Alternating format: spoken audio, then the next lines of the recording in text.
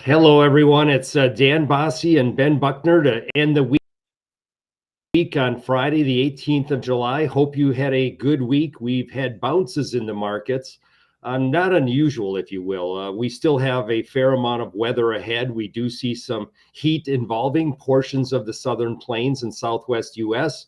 We had some chatter going around about pollination problems, which we tried to run down and couldn't find anything material. And then in the background, there seems to be a little bit of thawing between U.S. and Chinese relationships, and that gave the market some bounce. Now, again, I don't think it's unusual that we find this kind of rally. I believe that there's still a very large crop being made across the central U.S., but the U.S. farmer is not selling any new crop corn or soybeans. They're not selling any old crop for that matter. So you're seeing a little firming of basis levels in the interior and down through the Gulf and in the PNW, just as people are looking for a little extra supply to finish out or fill out their needs. Ben, I don't know where you think, but to me, this kind of bounce is not abnormal. I think it's relatively right. And, we're looking at trade gaps, maybe around the 430 area in December corn, up another 4 or 5 cents in November soybeans as we get closer to resistance at 44, 45, 1044, 1045. And in the background, I'm also a little worried about the Panama Canal. It would be a very bad day if the U.S. and China didn't get a deal or didn't find a way forward on the canal and something happened there. So, Ben, kind of run us through things and tell us where we're at. Still a lot of political issues to go.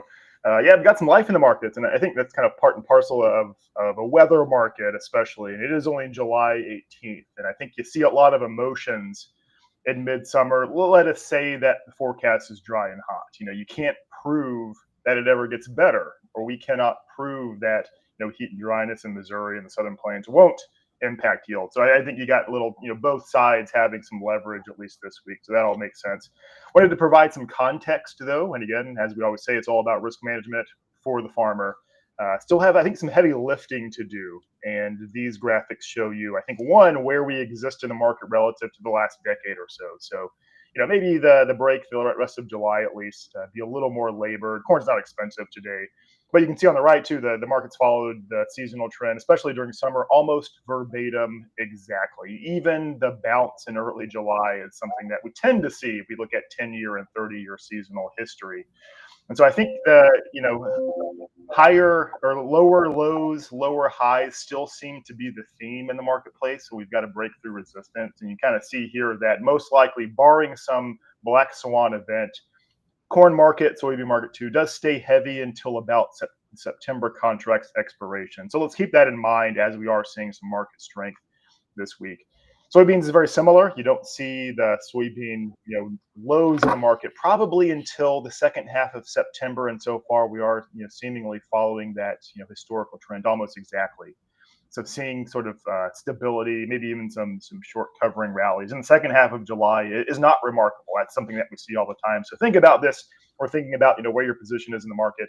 What do your cash sales, your forward sales look like? I think maybe we will have some opportunity ahead, but again, like Dan said, those are still opportunities to us. I think we've got to see something pretty dire in weather patterns and some pretty significant supply dislocation, not just here, but in the rest of North America and in Europe and in the Black Sea to really get things going long term and change balance sheets.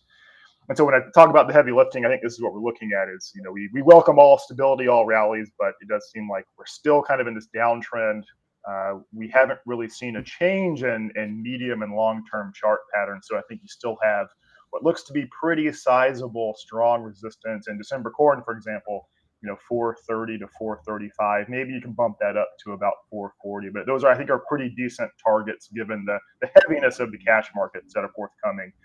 Soybeans as well. First, we've got 1040 resistance in November beans probably. Maybe you can raise sort of chart resistance to about 1065 or 1070. But similar to corn, I think those would be the targets to get something else done in the market, especially when we're thinking about managing risk for the next 100 days or so. That's, I think, pretty important.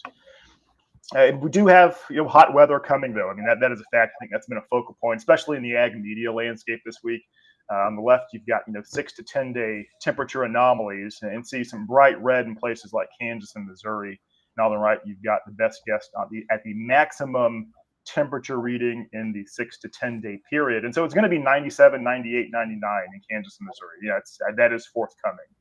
We'd like it to be cooler if you're thinking about, massive corn soybean yields, but this may, trim potential there. But you kind of see elsewhere, maybe we don't get the extreme heat. I think what we're thinking about at Ag Resource is kind of the long-term pattern. Now, what happens as we get into August? And so wanted to, again, provide the context to what we're looking at Ag Resource. So we can kind of get verification data. Which model is doing the best? Which one's doing the worst? That's kind of the starting point for models. The European ensemble, the last 5 years has been kind of the star performer, but we've got this newly released EU model, AI ensemble, and it is killing it so far. It's been the best the last week or so in terms of North American temperatures specifically. So let's look at those models. On the left, you've got the European ensemble, still pretty hot in the 11 to 15 day period in Kansas and the Southern Plains.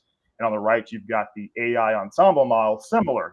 Heat does favor the Western Corn Belt, but when you look at the principal U.S. ag belt, the I states, I don't think you're going to see lasting extreme heat. So that's just kind of what we're looking at. And we'll take this, every 6 hours we get a new forecast. We'll take it day by day, but it does seem like there's a non-zero chance that this extreme heat in the principal corn and soybean producing areas is limited to 4 or 5 days. So stay tuned. We'll keep a pretty close eye on that. And in the short term, I think we've got to get through the next 5 days first. It does look pretty wet in some areas that could use the rain. I think Iowa at this point actually would welcome another 1 or 2 inches. Kentucky, Indiana, Ohio especially, this is going to be very good. The 5 day temperature forecast on the right. Warm in some places, but generally speaking, we're within a couple of degrees of normal. And again, the principal corn producing places, pretty mild. It's in the 50s and 60s this morning. Temperatures this weekend, maybe 70s, low 80s, lows in the 60s. So I think we're going to get to maybe 60, 65% pollinated before this heat. Maybe dryness does impact the central United States. So I think that's the last sort of part of pollination, and probably just in places like Colorado, North Dakota, maybe the far eastern belt like Ohio and Pennsylvania have the most corn remaining left to pollinate. Illinois maybe 75% pollinated before this heat even gets here. And also thinking in the background, again, this is not just the market's focused, of course, specifically on weather, the August USDA report, pollination, hyper focused on these issues. But we just kind of want to think bigger picture. The Brazilian corn market's still shedding premium. Our contacts there suggest that probably a little more downside just because you still have 30% of the safrinha harvest left to go. Soybeans in Argentina cheaper than the U.S. We're seeing Brazil's soybean ship lineup still really, really robust. They are shipping lots of soybeans still. So I think it's going to be challenging to see kind of a swelling of U.S. export demand in the near term. And that's pretty typical for this time of year, but just know that this lingers in the background. There's a lot of competition for world demand. So that's kind of why I see it is we are going to contend with some weather issues, maybe the first real bout of heat this summer. But in the end, what do world balance sheets look like, 3 months from now? I still think it's probably higher stocks, not lower stocks. No, Ben, I would agree. And if you look at the Black Sea lineup on wheat, the Russian wheat lineup is just very disappointing. So we're not seeing that world wheat demand come forward either.